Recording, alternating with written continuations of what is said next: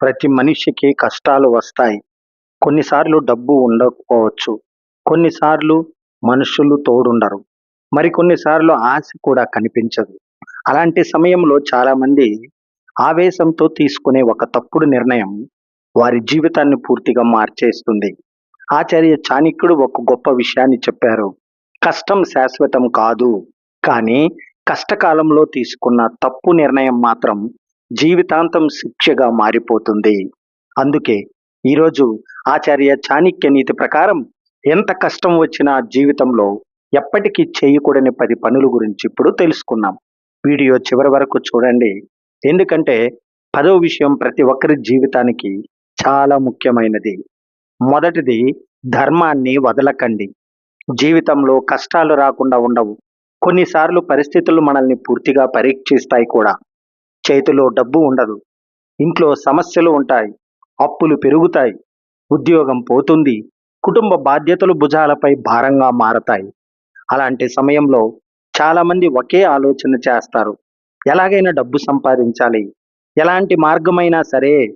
అక్కడే మన జీవితాన్ని మార్చే నిర్ణయం తీసుకోవలసి ఉంటుంది. ఎందుకంటే ఒక తప్పుడు అడుగు మనకు తాత్కాలికంగా లాభం ఇవ్వచ్చేమో కానీ అదే అడుగు జీవితాంతం పశ్చాత్తాపాన్ని కూడా మిగల్చవచ్చు. ఆచార్య చాణక్యుడు చెప్పిన గొప్ప సూత్రం ఏమిటంటే, ధర్మాన్ని కోల్పోయిన మనిషి అన్నీ సంపాదించినా చివరికి అన్నీ కోల్పోతాడు. ఈ ఒక్క మాటలో జీవిత సత్యం దాగి ఉంది.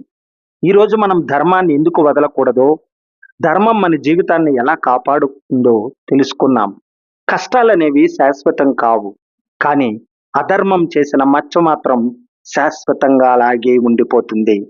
మీకు చాలా డబ్బు అవసరం వచ్చింది. ఎవరు సహాయం చెయ్యలేదు కూడా. అప్పుడు మీ ముందు 2 దారులు ఉంటాయి. ఒకటి, కష్టపడి నిజాయితీగా సంపాదించడం. రెండోది, మోసం చేసి డబ్బు సంపాదించడం. మొదటి దారి నెమ్మదిగా ఉంటుంది. రెండో దారి వేగంగా ఉంటుంది. కానీ వేగంగా వచ్చిన సంపద వేగంగానే పోతుంది.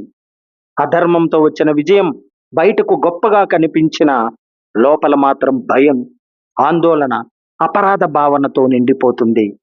మోసం చేసిన వ్యక్తి ఎప్పుడు భయంతోనే జీవిస్తాడు. ఒకసారి అబద్ధం చెప్పిన వ్యక్తి ఆ అబద్ధాన్ని కప్పిపుచ్చడానికి మరో అబద్ధం చెప్పాల్సి వస్తుంది. అలా అబద్ధాల గొలుసు ఎప్పటికీ ఆగదు. ప్రతి ఫోన్ కాల్ చూసినా భయం, ప్రతి తలుపు చప్పుడు వినిపించినా భయం, ఎవరైనా ప్రశ్న అడిగినా భయం. ఇలాంటి జీవితాన్ని విజయమని ఎలా అనుకుంటాం? మనశ్శాంతి లేని సంపద అసలు సంపదే కాదు.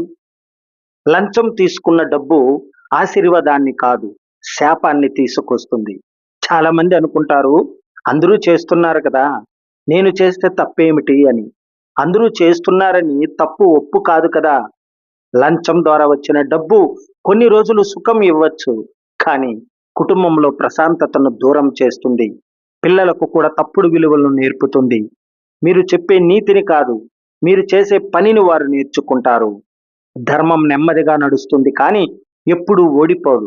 చరిత్రను చూడండి, ఎంతమంది అధర్మంతో ఎదిగారు, కానీ వారి పేరు గౌరవంగా నిలిచిందా? లేదు. కానీ ధర్మాన్ని వదిలిన వ్యక్తులు మొదట కష్టపడ్డారు, అవమానాలు భరించారు, నష్టాలు చూశారు. కానీ చివరికి ప్రపంచం వారికి నమస్కారం చేసింది.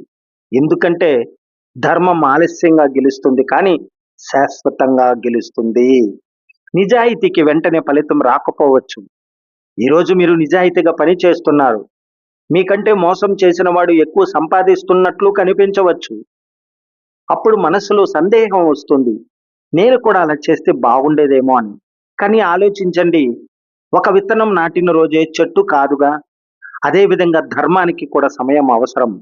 ఒకరోజు అదే నిజాయితీ మీకు పేరు తెస్తుంది, గౌరవం తెస్తుంది, శాశ్వత విజయాన్ని తెస్తుంది. ధర్మం అంటే కేవలం పూజలు కాదు. చాలా మంది ధర్మం అంటే దేవాలయానికి వెళ్ళడం మాత్రమే అనుకుంటారు. కాదు. ధర్మం అంటే ఇచ్చిన మాట నిలబెట్టుకోవడం, ఇతరులను మోసం చేయకపోవడం, కష్టాల్లో ఉన్న వారికి సహాయం చేయడం, నిజాయితీగా పని చేయడం, అన్యాయం చూసి మౌనంగా ఉండకపోవడం. ఇదే నిజమైన ధర్మం. ధర్మాన్ని కాపాడితే ధర్మమే మిమ్మల్ని కాపాడుతుంది.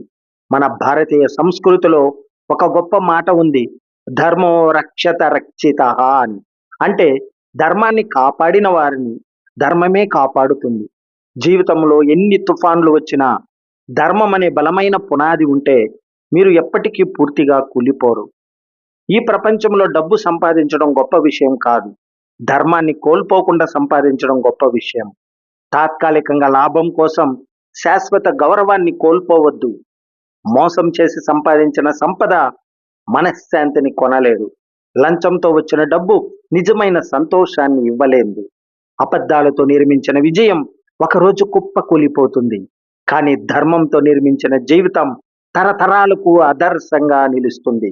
అందుకే ఎంత కష్టం వచ్చినా, ఎంత నష్టం వచ్చినా, ఎంత ఆలస్యం అయినా ధర్మాన్ని మాత్రం ఎప్పుడూ వదలకండి. ఆచార్య చాణక్యుడు చెప్పిన ఈ సూత్రాన్ని జీవితాంతం గుర్తుంచుకోండి.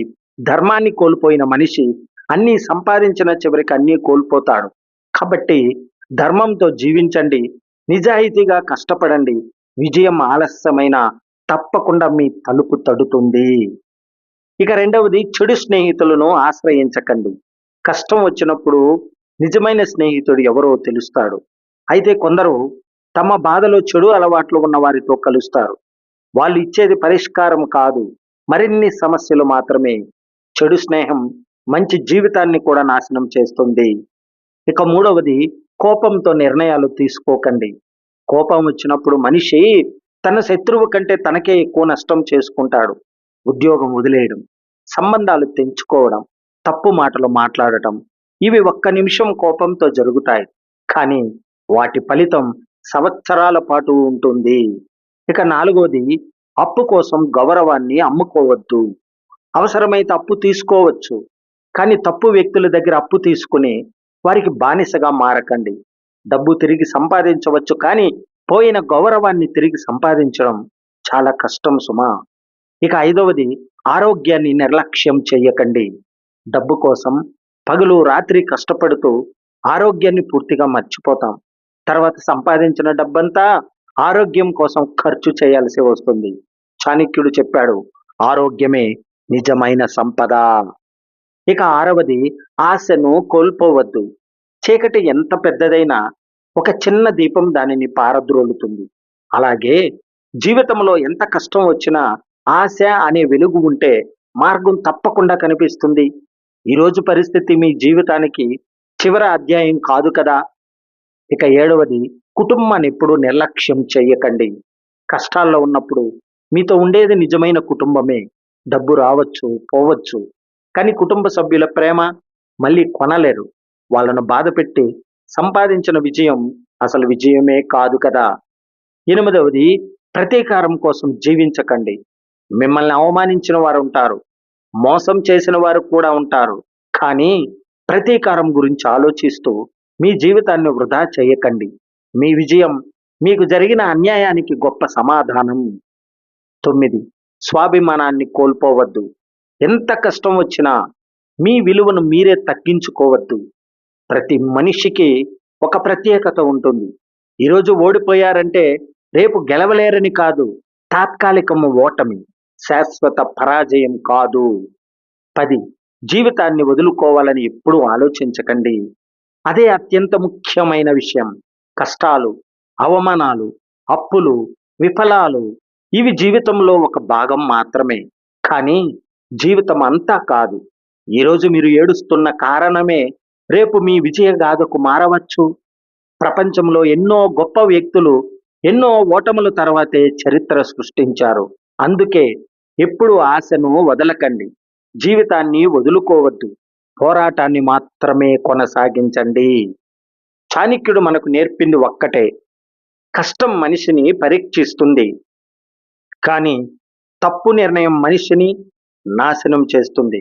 అందుకే ధర్మాన్ని వదలకండి, చెడు స్నేహానికి దూరంగా ఉండండి, కోపంలో నిర్ణయాలు తీసుకోకండి, ఆరోగ్యాన్ని కాపాడుకోండి, కుటుంబాన్ని ప్రేమించండి, ఆశను ఎప్పటికీ వదలకండి.